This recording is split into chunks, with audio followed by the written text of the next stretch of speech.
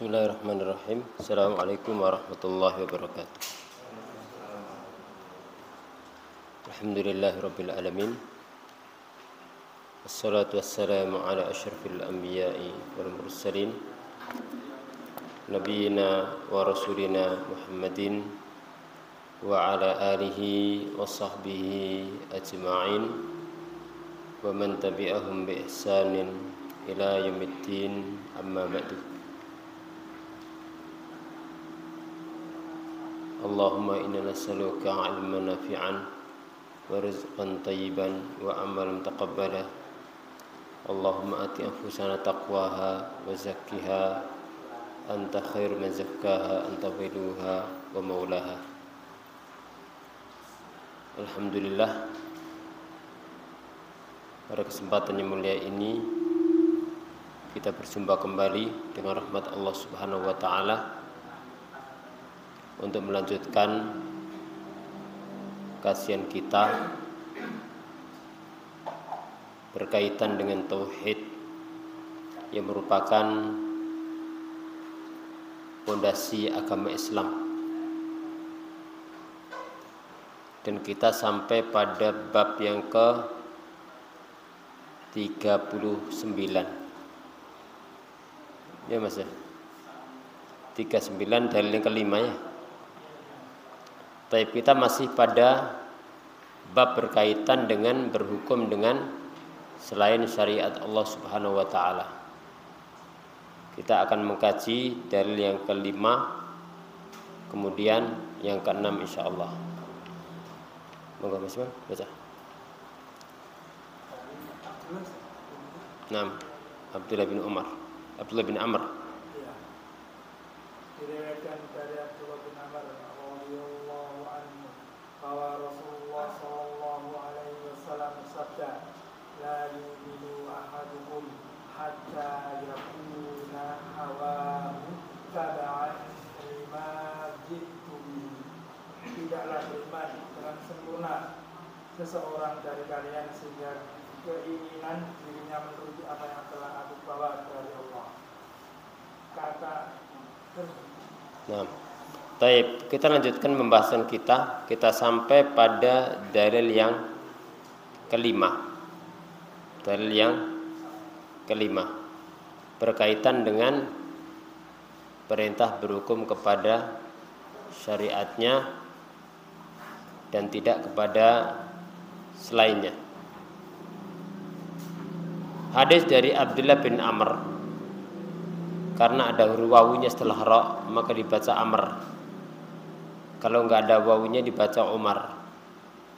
Jadi an Abdullah ibni Amr bahwasanya Rasulullah sallallahu alaihi wasallam bersabda, la yu'minu ahadukum hatta yakuna hawahu tab'an lima jitu bihi.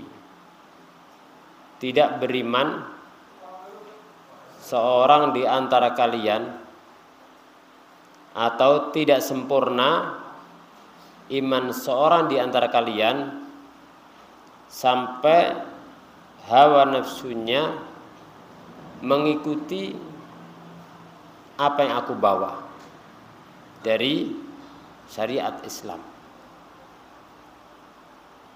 Di sini al-muallif menukilkan ucapan Imam Nawawi, kalau hadis ini sahih diriwayatkan dalam Kitabul Hujjah bisnadin sahih. Akan tapi sebagian ulama secara sanadnya mengatakan sanadnya lemah. Dan diriwayatkan pula oleh Ibnu Abi Asim dalam sunahnya, dan Abu Nu'aim dan Mihliyati al-Auliya. Sanadnya lemah akan tapi maknanya sesuai dengan dalil-dalil Al-Quran dan sunnah yang lainnya. Jadi kalau kandungan hadis ini sesuai dengan dalil-dalil yang lainnya yang memerintahkan untuk mengikuti Al-Quran dan Sunnah Nabi Shallallahu Alaihi Wasallam. Larangan mengikuti hawa nafsu. Perintah mengikuti yang dibawa Nabi Shallallahu Alaihi Wasallam.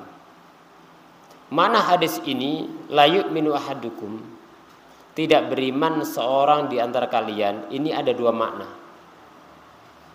Makna yang pertama, sesuai zahirnya, tidak beriman seorang di antara kalian sampai hawa nafsunya mengikuti apa yang aku bawa. Kalau ini berkaitan dengan pondasi agama, hilangnya tauhid, melakukan syirik besar, kemunafikan besar, maka maksudnya adalah tidak ada iman, berarti hilang imannya. Tapi kalau maksudnya berkaitan dengan amalan-amalan yang lainnya dari cabang-cabang syariat yang ketika ditinggalkan tidak menjadi kufur, maka maknanya adalah tidak sempurna iman seorang di antara kalian sampai hawa nafsunya mengikuti apa yang aku bawa. Dan ini mirip dengan hadis Nabi Shallallahu Alaihi Wasallam, la yu'minu ahadukum hatta akuna ahabba ilaihi min walidihi wa waladihi wan nasi ajma'in. Tidak sempurna iman seorang di antara kalian. Jadi walaupun lafadznya la yu'minu, tapi maksudnya apa? La yu'minu artinya la yakmulu imanu ahadikum. Tidak sempurna iman seorang di antara kalian sampai aku Rasulullah lebih dicintai dari orang tuanya, dari anaknya, dan dari seluruh manusia. Ini menunjukkan apa? Bahwasanya Nabi Shallallahu Alaihi Wasallam manusia yang harus paling dicintai dari selainnya, termasuk dari diri kita sendiri. Dan wujud seorang mencintai Nabi Shallallahu Alaihi Wasallam bukan dengan memujinya di atas kedudukan, bukan menyanjungnya melampaui batas sampai menetapkan sifat-sifat Allah khusus padanya.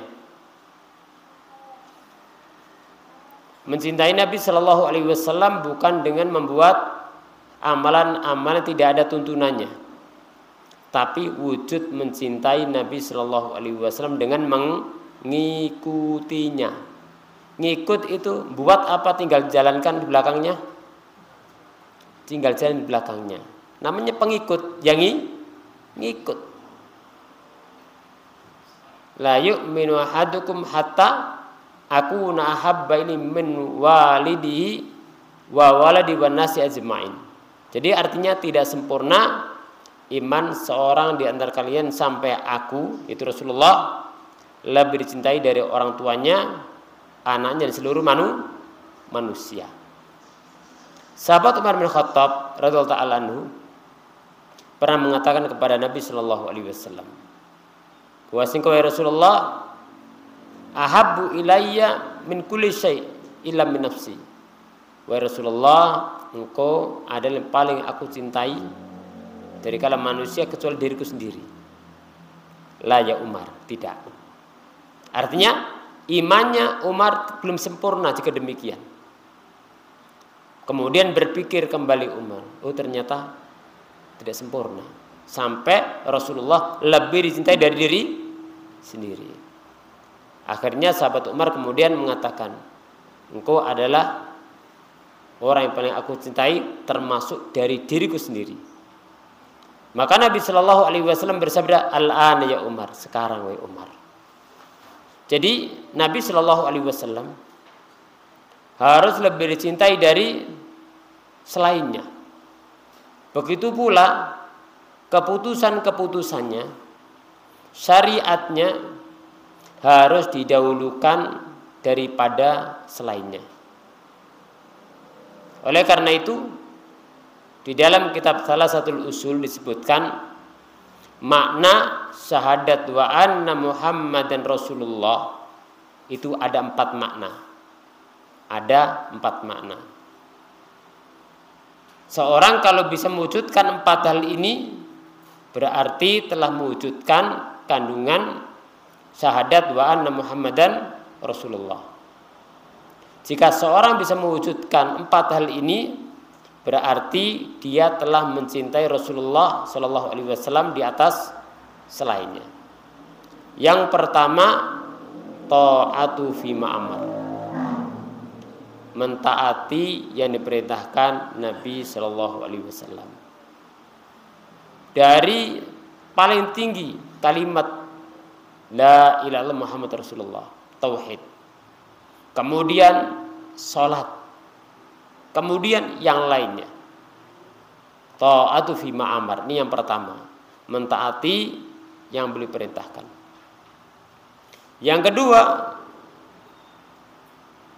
istinabu mana'an wa zajar, yaitu menjauhi yang dilarang Nabi Shallallahu Alaihi Wasallam. Dari larangan paling tinggi, angkar mungkarat, kemungkaran termungkar, akbar kabair, dosa besar paling besar, a'dzam manhiyat, larang tertinggi, yaitu syirik kepada Allah Subhanahu wa taala. Larangan Rasulullah dijauhi, paling tinggi dimulai dari meninggalkan kesyirikan. Kemudian kabair, dosa-dosa besar. Kemudian shaghair, dosa kecil. Jadi wujud cinta kepada Nabi Shallallahu Alaihi Wasallam adalah menjauhi yang beliau larang. Yang ketiga adalah tasdiqu fima akhbar. Ini enggak urut ya, enggak apa-apa. Tasdiqu fima akhbar. Yang ketiga adalah membenarkan kabar atau berita yang disampaikan Nabi Shallallahu Alaihi Wasallam.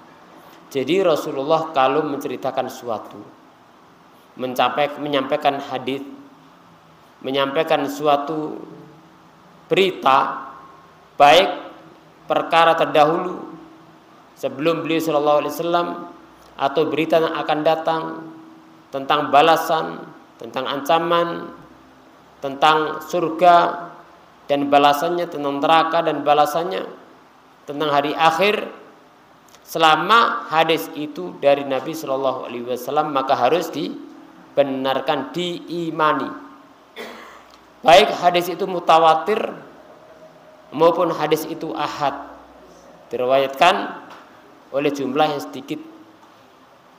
Hadis ahad tidak sampai mutawatir. Yang penting sahih, maka hadis itu jadi sumber akidah, sumber ibadah maupun sumber dalam akhlak dan yang lainnya.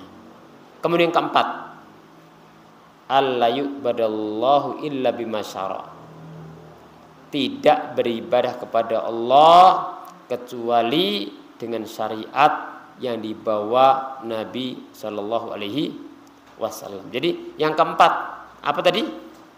Tidak beribadah kepada Allah kecuali dengan syariat, tuntunan, ajaran yang dibawa Rasulullah Shallallahu Alaihi Wasallam. Kenapa? Karena tidak ada yang lebih tahu tentang Allah setelah Allah melainkan Nabi Muhammad Shallallahu Alaihi Wasallam. Tidak ada yang lebih tahu jalan menuju Allah, jalan menuju surganya setelah Allah melainkan Nabi Muhammad Shallallahu Alaihi Wasallam. Oleh karena itu, semua jalan menuju Allah dan surganya tertutup, terkunci rapat. Walaupun kita cari jalan dari manapun tertutup, kecuali jalan yang dilalui, ditunjukkan, diajarkan Nabi Muhammad Sallallahu Alaihi Wasallam. Cuman itu jalan kepada Allah dan hari akhir, ke surga, yaitu jalan yang ditunjukkan, diajarkan Nabi Sallallahu Alaihi Wasallam. Tidak perlu kita buat jalan-jalan sendiri. Jalan yang sudah ada diajarkan Nabi Muhammad Sallallahu Alaihi Wasallam. Jadi hadis ini kembali kepada dalil yang kelima tadi, maka kalimat la yu'minu ahadukum ini bisa dibawa kepada makna tidak ada iman, hilang imannya jika berkaitan dengan yaitu melanggar pondasi agama tauhid atau menerjang syirik besar. Akan tapi kalau amalan-amalan yang tidak sampai kufur, tidak sampai hilang imannya ketika dilanggar, walaupun itu mungkin dosa besar, maka di situ maknanya ada tidak sempurna. Tapi seorang muslim ingin pondasinya baik, tauhidnya baik, kemudian menjadi sempurna, menjadi sempurna imannya. Saya akan diktekan sebagian poin penting yang saya nukilkan dari yaitu daftar isi dari kitab Asbab Ziyadatil Iman Nuqsanihi, sebab bertambahnya iman dan sebab berkurangnya iman, dari kitabnya Syekh Abdul Razak. Jadi ini kitab bagus, namanya sebab-sebab bertambahnya iman dan sebab-sebab berkurangnya iman. Kesimpulannya, kita bahas yang pertama, sebab-sebab bertambahnya iman. Yang pertama adalah iman itu bertambah dengan ilmu yang bermanfaat. Dengan apa? Ilmu yang bermanfaat. Dengan ilmu yang bermanfaat.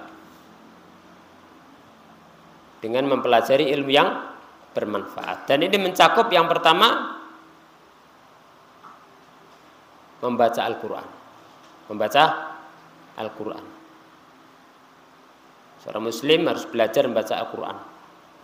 Karena Al-Quran penambah iman. Yang kedua, mengenal dan memahami nama-nama dan sifat Allah Subhanahu wa taala. Mengenal nama-nama dan sifat Allah Subhanahu wa taala. Mengenal dan memahami. Syekh Abdul Razak punya kitab bagus juga berkaitan fikih al-asmaul husna. Dan dijelaskan satu demi satu nama-nama Allah Subhanahu wa taala. Luar biasa bagusnya kitab tersebut. Sudah terjemahkan. Yang ketiga adalah menghayati sirah perjalanan hidup Nabi Sallallahu Alaihi Wasallam, menghayati dan mempelajari sirah perjalanan hidup Nabi Sallallahu Alaihi Wasallam. Yang keberapa? Yang keempat,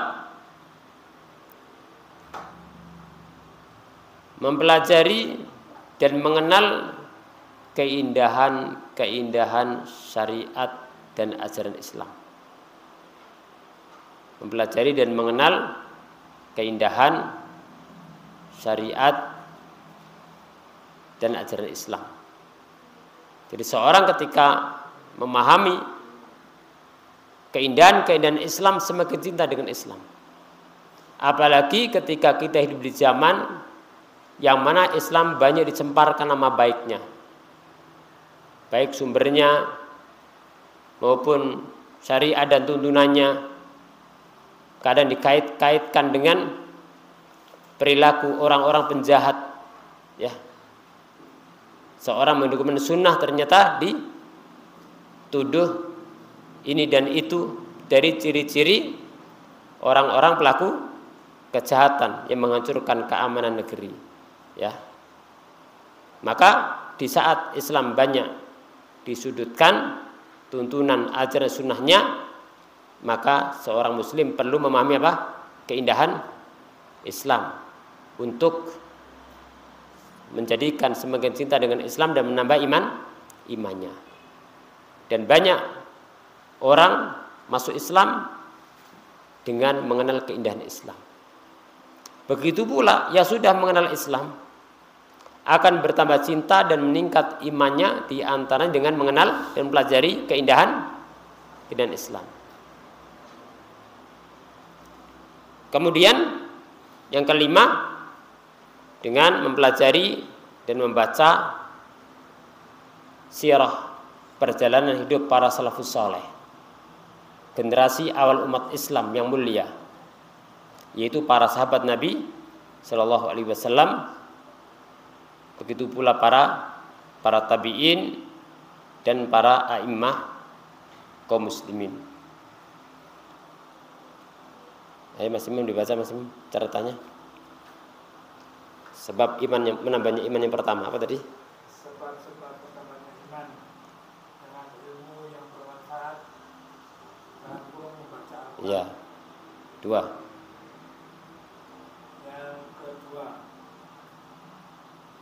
mengenal dan memahami nama-nama dan sifat-sifat Allah. Ya. Yang ketiga, menghayati perjalanan sirah Nabi Muhammad dan mempelajarinya. Sallallahu Alaihi Wasallam. Yang keempat, mempelajari dan mengenal keindahan syariat ajaran Islam. Yang kelima, mempelajari dan membaca sirah sahabat dan tabi'in. Taib, dan para a'immah. Taib, jamil. Taib. Jadi yang pertama, sebab pertamanya iman adalah mempelajari ilmu yang bermanfaat. Jadi mencakup 5 hal tadi yang sudah dijelaskan. Yang kedua, sebab pertamanya iman adalah at-ta'ammul fil ayat al-kauniyah, yaitu memperhatikan, mencermati, mentadaburi ayat-ayat kauniyah, ciptaan-ciptaan Allah Subhanahu wa taala. Agungnya ciptaan Allah menunjukkan agungnya penciptanya.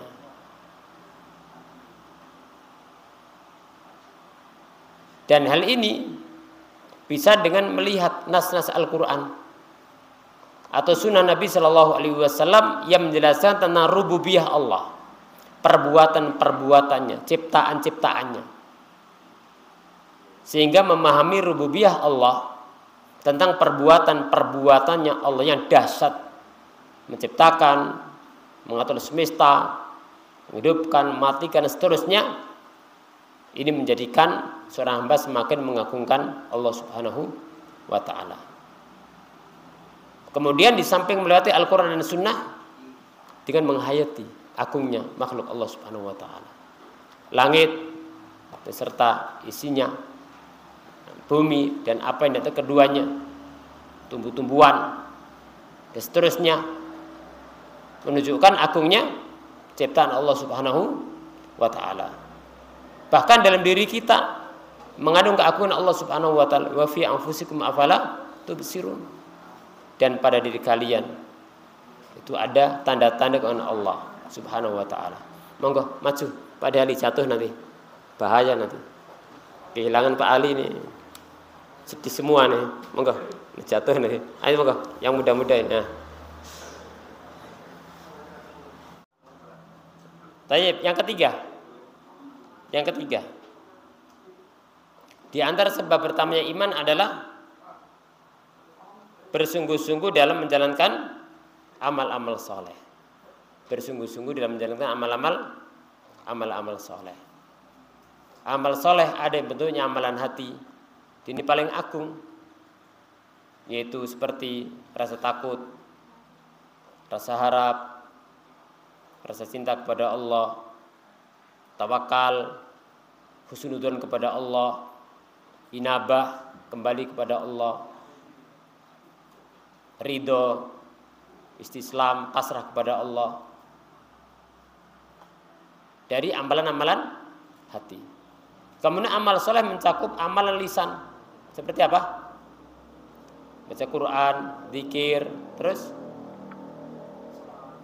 membaca salawat kepada Nabi Shallallahu Alaihi Wasallam, terus memerintahkan yang baik, mencegah yang mungkar, memberikan nasihat, mengajarkan ilmu, dan lain sebagainya dari amalan-amalan lisan. Yang ketiga adalah amalan-amalan anggota badan. Seperti apa? sholat, terus haji, jihad fisabilillah, terus entah. Banyak. Perbanyak jalan kaki ke masjid, ya. Terus masa sama notok.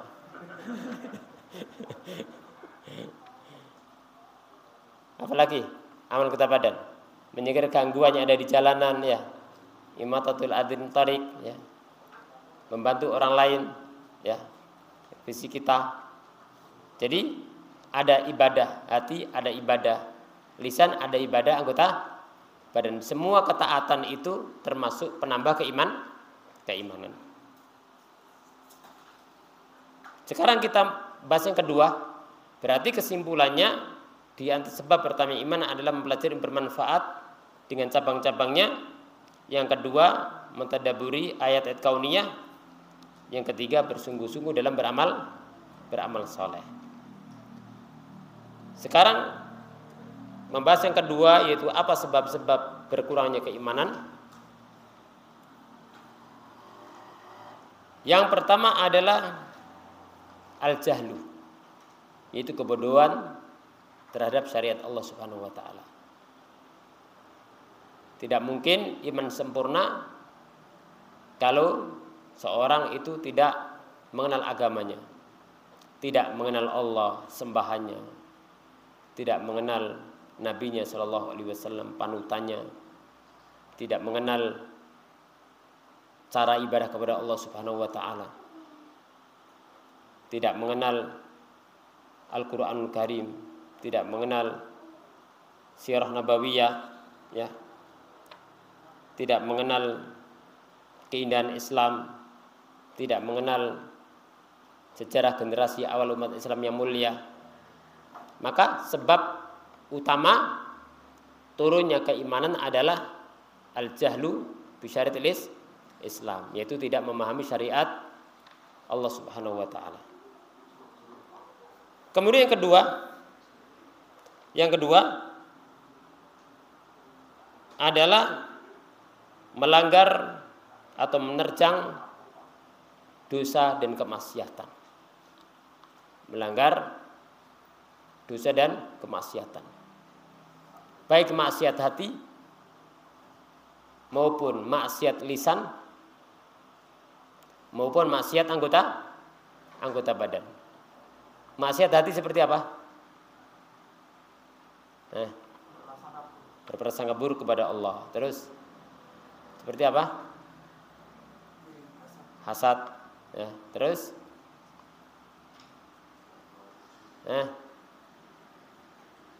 putus asa dari rahmat Allah Subhanahu wa taala, riya, ya.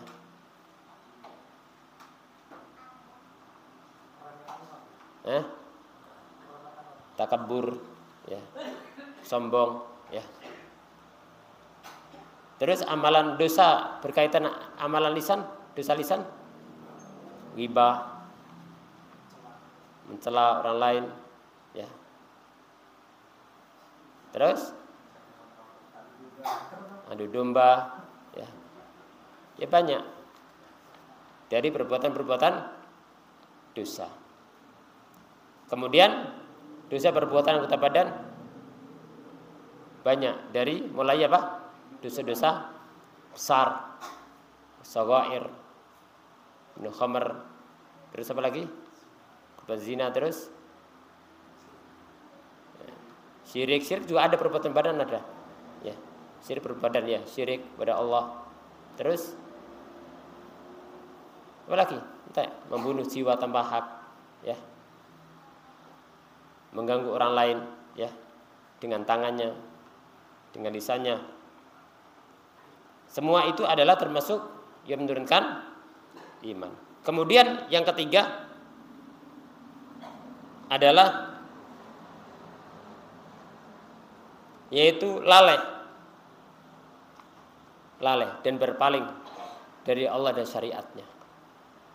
Berpaling dari Allah dan syariatnya. Al-ghaflah wa nisyan. Lalai dari Allah, berpaling dari Allah, dari syariatnya. Itu sebab turunnya keimanan. Kemudian yang keempat adalah yaitu jiwa yang cenderung kepada keburukan. An-nafsul ammaratu bisu. Jiwa yang cenderung kepada keburukan juga menyebabkan turunnya iman. Ini dari dalam diri kita sendiri. Baik kebodohan maupun perbuatan maksiat maupun berpaling dan lalai, kemudian jiwa yang cenderung pada maksiat, ini sebab-sebab turunnya iman dari diri kita sendiri. Adapun dari luar, sebab luar adalah yang pertama setan. Setan memiliki pengaruh dan mengajak kepada turunnya iman, bahkan hilangnya iman, mengganggu manusia. Kemudian fitnah dunia. Yang kelima. Enggak. Terusan. Ini dari luar, tadi sebab dari dalam, dari diri kita sendiri. Dari luar adalah setan. Yang kedua dunia dan fitnahnya. Yang ketiga teman-teman buruk, teman-teman jahat. Teman-teman buruk, teman-teman jahat. Itu kesimpulan daripada sebab bertambahnya iman dan sebab berkurangnya. Maka harapan kita adalah berusaha bagaimana supaya iman kita bertambah. Di antaranya doa juga. Doa sebab bertambahnya iman. Baik, sekarang kita masuk pada dalil yang ke-6. As-Sa'di menunturkan pernah terjadi pertengkaran antara orang munafik dan seorang Yahudi. Berkatalah orang Yahudi itu, mari kita berhakim kepada Muhammad, karena ia mengerti bahwa beliau tidak mengambil riswah sokok. Sedangkan orang munafik itu berkata, mari kita berhakim kepada orang-orang Yahudi, karena ia tahu bahwa mereka mau menerima riswah. Maka bersepakatlah keduanya untuk datang berhakim kepada seorang dukun di Juhaina. Lalu turunlah ayat, alam taro ilal ladzina yaz'umun. Tidaklah kamu memperhatikan orang-orang yang mengaku. Nah, mereka beriman kepada apa yang diturunkan kepadamu dan diturunkan kepada yang sebelummu. Terus ini sudah kita bahas pada bab pertama. Nah, pada dalil yang pertama. Terus dikatakan pula bahwa ayat di atas diturunkan berkenaan dengan dua orang yang bertengkar. Salah seorang mengatakan, mari kita bersama-sama mengadukan kepada Nabi Sallallahu Alaihi Wasallam. Sedangkan yang lainnya mengatakan kepada Ka'ab al-Ashraf. Kemudian keduanya mengadukan perkara mereka kepada Umar. Salah seorang di antara keduanya menjelaskan kepadanya tentang kasus yang terjadi. Lalu Umar bertanya kepada orang yang tidak rela dengan keputusan Rasulullah SAW, benarkah demikian? Yang menjawab, ya. Akhirnya dihukumlah orang itu oleh Umar dan dengan dipancung menggunakan pedang. baik. Dua riwayat tadi menjelaskan tentang sebab turunnya ayat pada dalil yang pertama. Jadi dua riwayat tadi menjelaskan tentang sebab turunnya ayat pada yang pertama. Tapi dua riwayat ini dari sanad ada kelemahan. Yang pertama adalah mursal. Mursal artinya ada yang terputus. Jadi tabi'in langsung kepada Nabi Shallallahu Alaihi Wasallam. Enggak pakai sebutkan sahabat. Ya, itu mursal. Begitu pula riwayat yang kedua ini ada kelemahan dhaif jiddan, sebutkan sama Syaikh Al-Utsaimin dalam syarahnya kitab tauhid. Riwayat yang benar berkaitan dengan sebab turunnya ayat ini adalah yang diriwayatkan Imam Tabrani dengan sanad yang kuat dari Ibnu Abbas. Jadi riwayat tentang sebab turunnya ayat tadi yang benar adalah riwayat Tabrani dari sahabat Ibnu Abbas. Ibnu Abbas mengatakan, karena Abu Burda al-Aslami yaqdi bainal yahud fi ma yatanafaruna ilaihi fihi. Yang mana Abu Burda al-Aslami yaitu yaqdi memutuskan percekcokan antara orang Yahudi yang mereka ketika berseteru itu datang kepadanya, kepada Abu Burda al-Aslami. fatanafaru ilaihi unasun minal muslimin. Maka manusia dari kaum muslimin, maksudnya di sini adalah zahirnya muslim, tapi hakikatnya mereka munafik. Jadi ini percecokan antara Yahudi dengan orang munafik. Berhukumnya bukan kepada Rasulullah Shallallahu Alaihi Wasallam, tapi berhukumnya kepada manusia selain Nabi Shallallahu Alaihi Wasallam. Ya, padahal ada Nabi Shallallahu Alaihi Wasallam. Maka turunlah ayat Alam tara ilal ladzina yaz'umuna annahum amanu bima unzila ilaik wa ma unzila min qablik yuriduna ayatahakam ila taghut wa qad umira yakfuru bihi. Yang intinya adalah di sini berhukum bukan kepada selain bukan kepada syariat, tapi kepada selain syariat Allah Subhanahu wa taala. Sehingga seorang muslim dalam urusan apapun, dalam akidah, dalam ibadah, muamalah, maka hendaknya pikirannya adalah apa yang diinginkan syariat, gitu ya. Apa yang diinginkan syariat. Mana yang halal menurut syariat diambil, dijalani, mana yang haram menurut syariat dijauhi. Jadi itu adalah bagian daripada berhukum kepada syariat Allah Subhanahu wa taala. Taib, ini dapat kita bahas.